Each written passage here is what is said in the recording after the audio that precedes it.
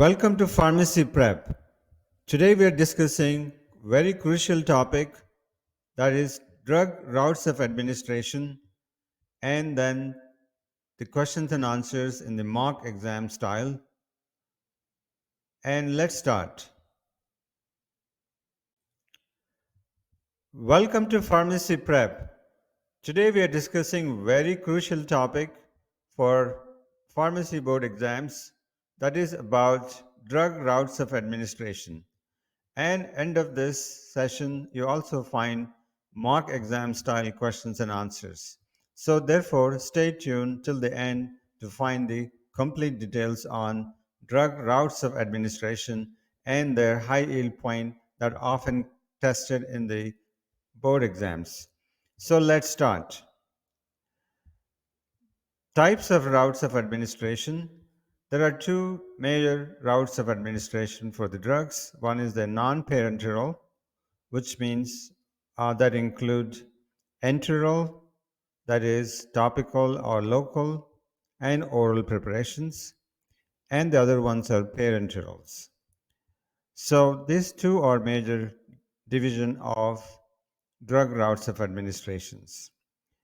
So first let's start with the enteral, which taken through mouth and passes through the gastrointestinal tract. So that includes oral preparations, sublingual, buccal, and also rectal and vaginal administrations. First, let's start with the enteral, which is oral preparations. The oral preparations are the most common drug routes of administration. That is because that makes very convenient and easy for administering these medications. And most oral formulations are solid or liquid preparations, solids like tablets, capsules, and liquids that include suspensions and liquids. Well, that's the most common tested question in this oral routes of administrations are oral routes of administrations have first pass metabolism in the liver. That means the rapid hepatic degradation of the drug means some drug is lost before drug is distribution into systemic circulation. So that is one of the common or most commonly tested questions in the exams.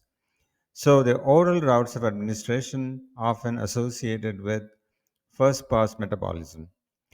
And oral dosage forms are referred as PO, that is by mouth, that's per OS.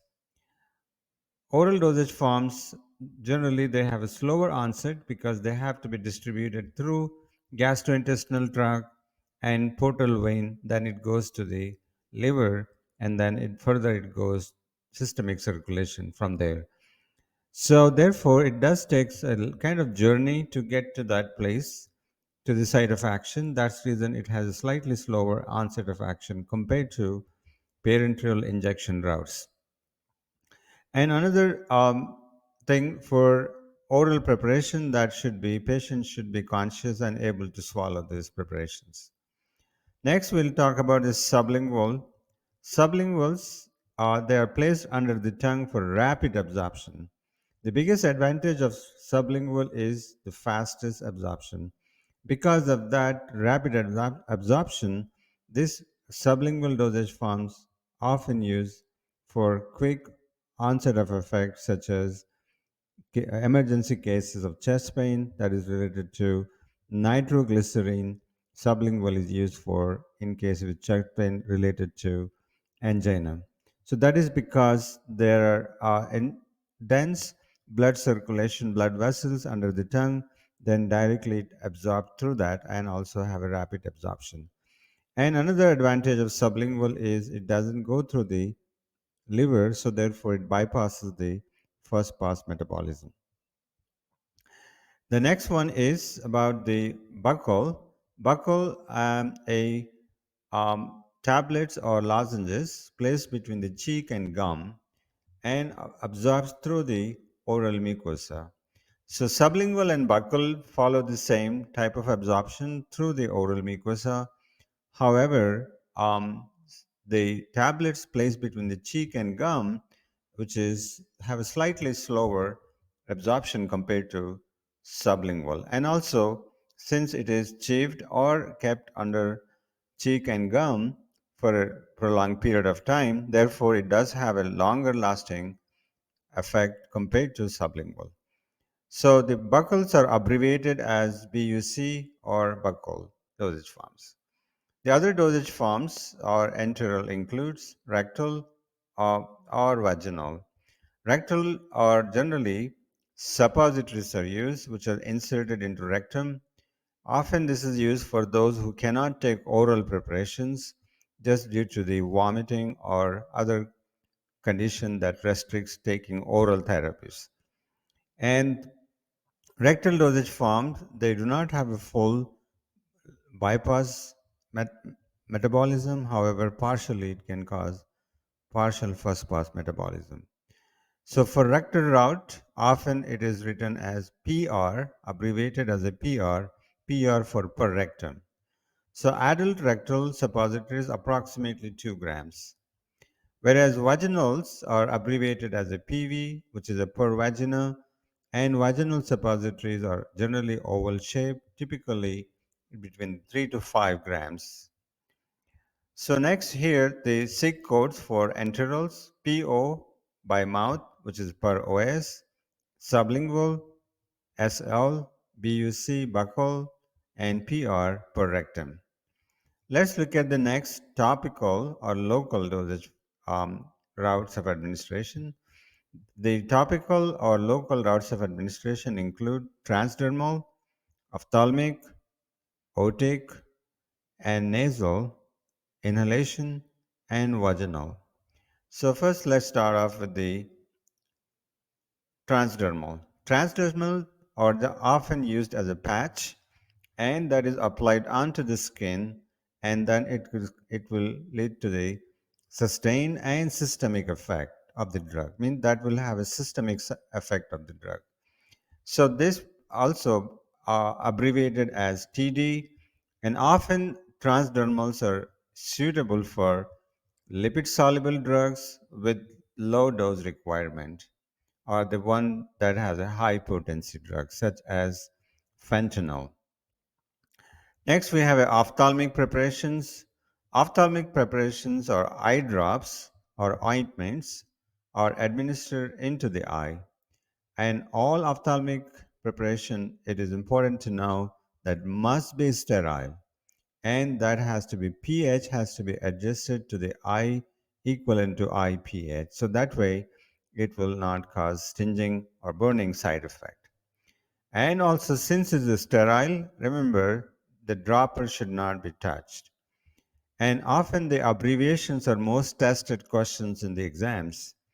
The abbreviation for right eye is a OD, which is a Latin is oculus dexter, OS, which is a left eye, and OU, that means both eyes. So, and also, often ophthalmic preparation commercially available in two different forms. One is with preservatives, and the other one is preservative free. So, generally, preservative frees are often one single dose, one time use, which is a one unit dose. However, multiple doses preparations often contain preservatives. So that way, that can stay for at least for a month. Next, Arctic preparations. Arctic preparations are administered through the ear. So the for ear infections or for ear wax removal, then this generally not required to have sterile. So therefore, it is very important to know that Arctic preparation should not be used in the eyes. And also, very frequent tested question on the Arctic preparations abbreviations: AD for right eye, A for aura, so that way easy to remember, D for right. So Dexter, AD, right ear, AS, left ear, AU, both ears. So those often known to cause mistaken, so therefore that is commonly tested in the board exams. Next, we'll go to the nasal Often it is a nasal spray or nasal drops. Nasal drops are sprayed into the nose and or nasal drops are dropped into the nose. However, sprays are sprayed into the nose.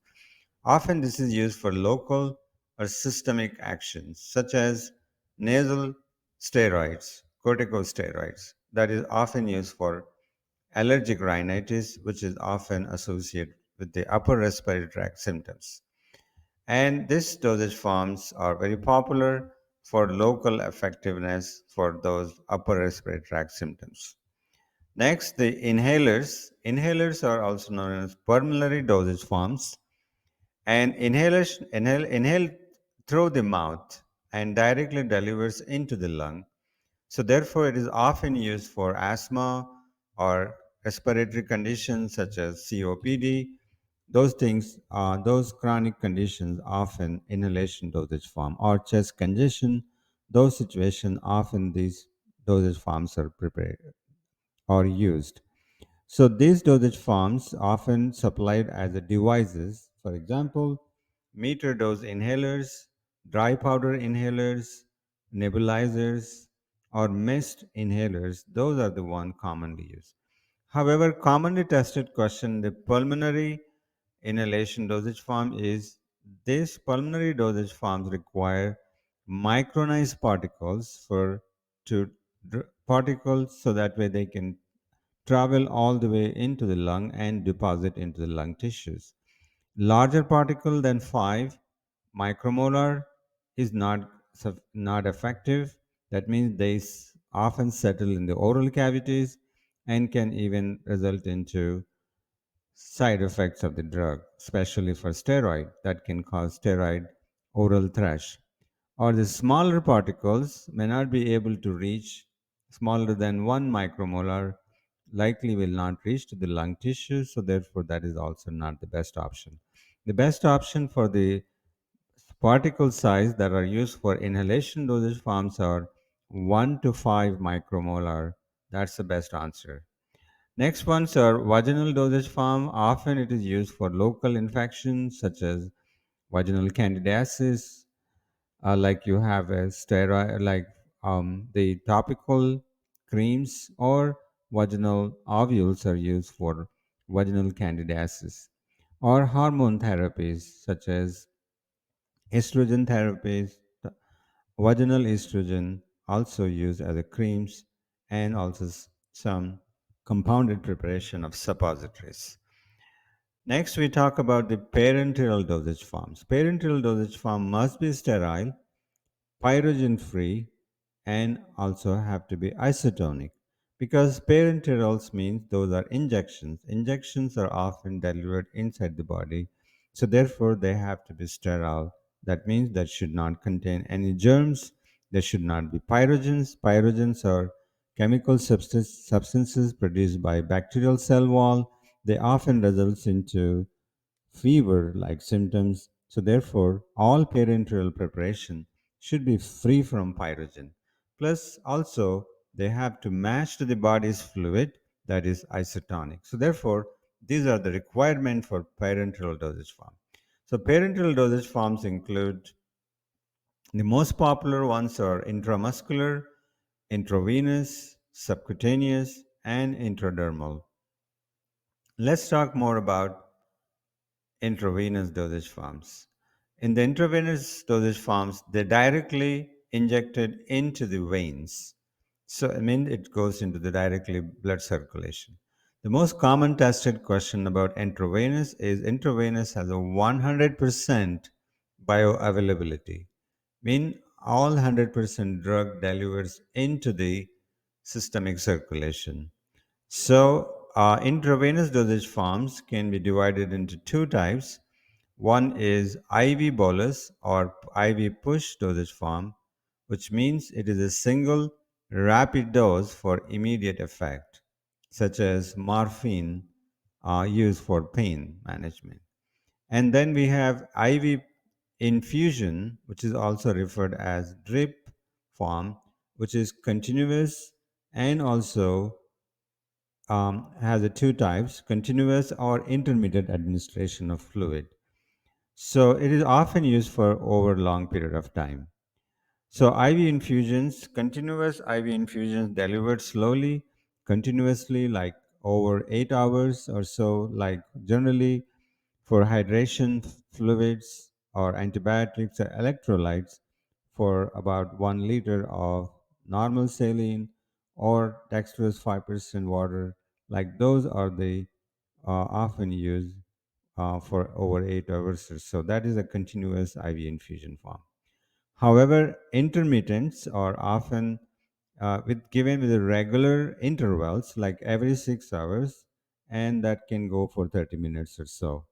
Over a short period of time, commonly used for antibiotics and also chemotherapy. Often, this intermittent IV infusion is common use of method for those dosage forms. Next, we have IV piggybacks, which is generally a small bag attached with the drug to the primary IV line, such as if you're using vancomycin or other antibiotics, they are administered through piggyback, a small bag. Or IV push line or saline lock, that is also known as heparin lock. A medication is pushed directly into IV port that is not connected to continuous infusion. So typically used in emergencies or ambulatory settings. The other one is a pain control analgesia, often used for morphine for as severe pains, as for the intermediate dosings, smaller dosages. And then TPNs, which is also known as total parenteral nutrition, which is a nutrition formula given by IV when a person cannot take through the GI tract or GI tract is non-functional. In those situations, these TPNs are used. These are very popular types of administration method. Other methods of parenterals are include intramuscular, which is generally given for injected into the muscles. Obviously, common muscle that is used is deltoid, gluteus muscles. Subcutaneous is the most commonly used medication or often used self-administered medications such as insulin and also other medications, low molecular weight heparins. Often this can be used in the sites where you have a higher blood circulation, higher blood surface area such as abdominal area, thighs, or arms. Those are the places often used. This is injected into the fatty tissues below the skin, therefore it is called subcutaneous. And then the intradermal, which is often injected into the skin layers and often is a allergy testing, tuberculosis testing like tuberculin test, often that is utilizes the intradermal method of administration. Let's talk about those questions and answers based on the topic we just have discussed. Let's look into the mock style questions and answers. Here is the question 1. The prescription reads nitroglycerin zero point 0.4 milligram SL, SIG, which is a 1 tab, SL every 5 minutes, PRN for chest pain. NTE 3 in 15 minutes. What is correct patient instruction? A. Swallow 1 tablet with water every 15 minutes as needed for chest pain. B. Chew 1 tablet every 5 minutes for chest pain relief up to 3 times. Take 3 tablets at once under the tongue at onset of chest pain. D. Dissolve 1 tablet under the tongue every 5 minutes as needed for chest pain. Do not exceed 3 tablets in 15 minutes. Guess what is the best answer? Correct answer is D. That is a dissolve 1 tablet under the tongue every 5 minutes as needed for chest pain. Do not exceed 3 tablets in 15 minutes. Next, here is the summary of those. SL for sublingual, PRN for as needed, and NTE means not to exceed. So that together, 1 tablet sublingual every 5 minutes as needed for chest pain, not to exceed 3 tablets in 15 minutes. Next, a prescription reads 1 sub PR Q6H PRN. So, what is the correct answer? A. Insert one suppository under the tongue every 6 hours as needed. Take one suppository by mouth every 6 hours as needed. Insert one suppository into rectum every 6 hours as needed. Apply one suppository to the skin every 6 hours as needed. Well, having accurate vocabulary terminology for routes of administration is very important because that can result into wrong administration if it is a wrong term that is used for routes. So here, correct answer is C. Insert one suppository into the rectum every 6 hours as needed. So here this is summarized. One sub for suppository. PR is per rectum. Q6H every 6 hours. PRN as needed. So there are more SIG codes here that is helps you to accurately correctly use them for those routes of administration. Next, what does the SIG code app Jung SP AAA TID indicates? A.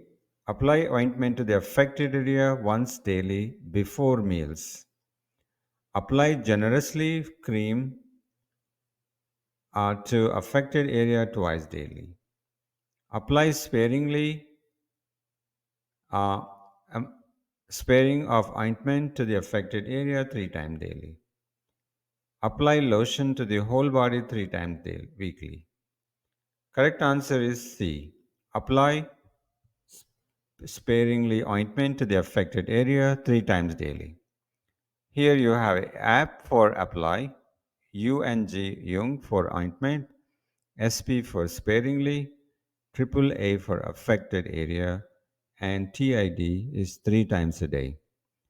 So these are additional SIG codes for routes of administration that can be effectively used in solving questions and answers in the exams. Next, what does the prescription 1 tab PO every 4 to 6 hours PRN pain? A. Take one tablet food with food every 4 to 6 hours for pain. Take one tablet by mouth every 4 to 6 hours as needed for pain. Take one tablet rectally every 4 hours for pain. Take one tablet under the tongue every 6 hours for pain. Correct answer is take one tablet by mouth every 4 to 6 hours as needed for pain. Next, rectal suppositories intended for adult use usually weighs approximately A. 0.25 grams, B. 1 gram, C. 2 grams, D. 5 grams. The correct answer is 2 grams. The rectal suppositories for adults usually weigh 2 grams. Next, which of the following tablets allow the absorption through the oral mucosa? A. Sublingual and lozenges, oral tablet and lozenges, C. Sugar coated tablets, D. Enteric coated tablets. Correct answer is A. Sublingual and lozenges absorbs through the oral mucosa. That's the right answer. Next, how should a buccal tablet be administered? A. Place under the tongue. B. Between the cheek and gum. Swallow with water. D. Inserted rectally. Correct answer is B. Placed between the cheek and gum. Next, which dosage form is most affected by first pass metabolism? A. IV injection. B. Oral tablet.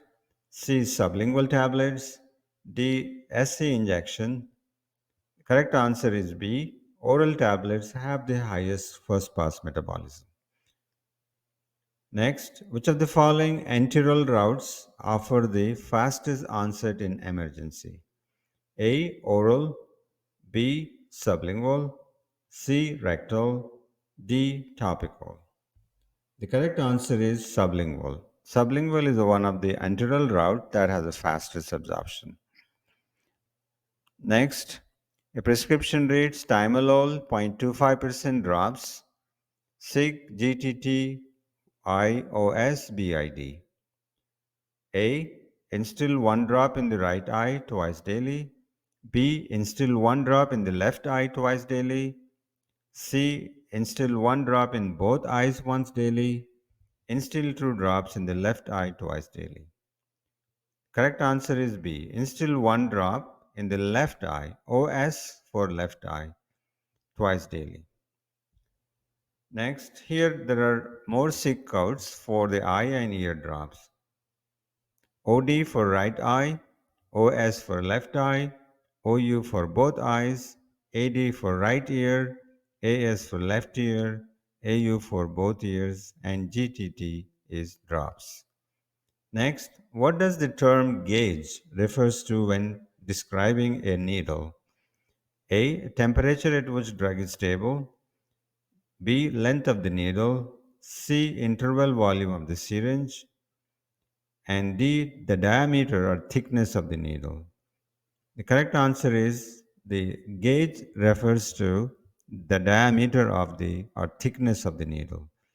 Like the thickness of the needles, they have gauge. So higher the gauge, the thinner the needle diameter. Like between 18 to 25, 25 has a thin diameter of the gauge compared to 18. There are standards for the gauges. For the IV fluid, generally use 18 gauge, which has a large bore, and 20 to 25 medium intramuscular injection. And for subcutaneous, such as insulin, generally 25 to 30 gauge insulin needles are used. Whereas very thin, 26 to 28 for intradermal injection like tuberculin test. Next, a prescription reads prednisone 10 mg, SIG 2 PO QD 2 days, 1 PO QD 3 days. Correct answer is A. Take 2 tablets daily for 3 days, 1 tablet daily for 2 days. Next, take 2 tablets twice daily for 2 days, then 1 tablet once daily for 3 days. Take 2 tablets by mouth daily for 2 days, then 1 tablet for 3 days. Correct answer is C. Take 2 tablets by mouth daily for 2 days, then 1 tablet daily for 3 days.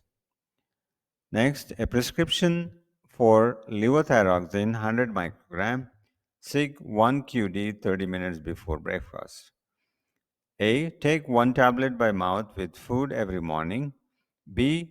Take 1 tablet by mouth at bedtime with food. C. Take 1 tablet by mouth 30 minutes before breakfast. C. Take 1 tablet by mouth 30 minutes before breakfast. So, yeah, correct answer is D, before breakfast, whereas C is after. The correct answer is before. That is as per the question. Next, what are the direction of the following SIG code? 4GTTS PO every 12 hours UD. Give 4 drops in each ear every 12 hours as needed. B. Give 4 tablets by mouth every 12 hours as directed. Give 4 drops by mouth every 12 hours as directed. Give 4 mils of mouth by mouth every 12 hours as needed. The correct answer is give 4 drops by mouth every 12 hours as directed. UD for as directed. Here you have GTTS drops PO by mouth every 12 hours. UD is as directed. A patient prescribed ciprofloxacin Arctic drops. What instruction is appropriate?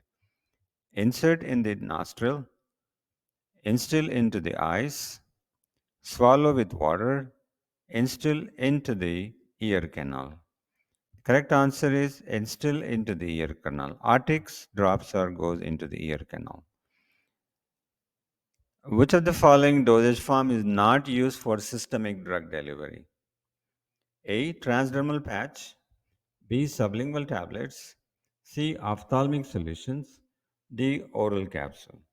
Correct answer is C. Ophthalmic solution is not intended for systemic use. Which parenteral routes delivers 100% bioavailability? A. Intramuscular, B. Subcutaneous, C. Intravenous, D. Intradermal. Correct answer is C. Intravenous has a 100% bioavailability. What does IV push refers to? A. Medication dripped slowly, medication injected into the muscle, rapid injection into the vein, inhale medication. Correct answer is rapid injection into the vein. That is referred as IV push or IV bolus. There are more SIG codes for parenteral dosage forms such as IVP intravenous push, PB for intravenous piggybacks.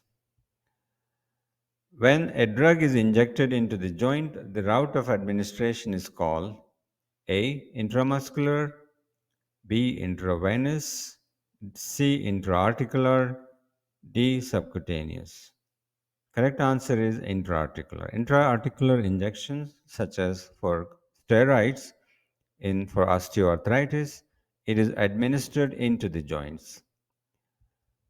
Next, what does flush line refers to IV medication use? A. Remove air from the syringe. B. Inject the drug. Rinse IV line with saline. D. Add more fluid to IV bag. Correct answer is rinse IV line with saline. A prescription reads Lantus, which is glargine, insulin 20 units, SC, QPM, PC. Which of the following correct instruction? A. Inject 20 units under the skin every morning before a meal. B. Inject 20 units under the skin twice daily with meals. Inject 20 units under the skin once daily in the evening after meals. Inject 20 units intramuscular in the morning before bed. Correct answer is C. Inject 20 units under the skin once daily in the evening after meals. So SC refers to the subcutaneous, which is under the skin. QPM once daily in the evening. PC means after meals. Next, what do the instruction AAA UDTID for 10 days means? A. Apply to the affected area once daily as directed for 10 days. Apply to the affected area as directed 3 times a day for 10 days. Apply to the entire area as needed 3 times a day for 5 days. D. Apply as needed for pain twice daily for 10 days. Correct answer is apply to the affected area as directed 3 times a day for 10 days. Here you have details. AAA for apply to the affected area, UD as directed, TID 3 times a day, 10 days. Next, a prescription for albuterol 90 micrograms actuation, 200 actuation per inhaler. Seek 2 puffs every 4 to 6 hours, PRN, wheezing. A. Inhale 2 tablets by mouth every 4 to 6 hours as needed for chest pain. B. Inhale 2 puffs by mouth every 6 hours on empty stomach. C. Inhale 2 puffs into the nose every 4 hours as needed for cough. D. Inhale 2 puffs by mouth every 4 to 6 hours as needed for wheezing. Correct answer is D. 2 puffs, inhale 2 puffs by mouth, Q46H every 4 to 6 hours, PRN as needed for wheezing. Next, a prescription reads Flonase 50 microgram per spray, 120 sprays per bottle, 2 sprays each nostril QD. A. Use 2 sprays in one nostril daily.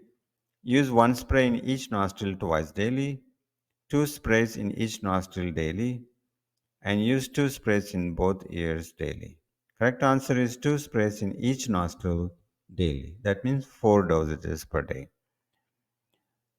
There are few terms that is often used for communicating or counseling for topical local administrations, such as dissolve to allow the dosage form melt slowly in the place, use general term for the sprays and inhalers, place when used positioning dosage form like films, lozenges, sparingly apply thin layer only where needed, fingertip units amount of cream or ointment from fingertips to first crease, so that is approximately zero point 0.5 grams. So the nasal sprays are given as a intranasal dosage forms. Next, a prescription reads chlorhexidine 0.12% rinse, SIG, swish and spit 15 ml MR POBID. Correct straight answer is swish and spit 15 ml mouth rinse by mouth 2 times a day. That is generally used for chlorhexidine. So it is not to be swallowed. Just swish, swill, and spit each time. With this, I complete this MR here, MR for mouth rinse. So stay tuned for more videos and subscribe Pharmacy Prep channel for more exciting board exam style questions. Thank you.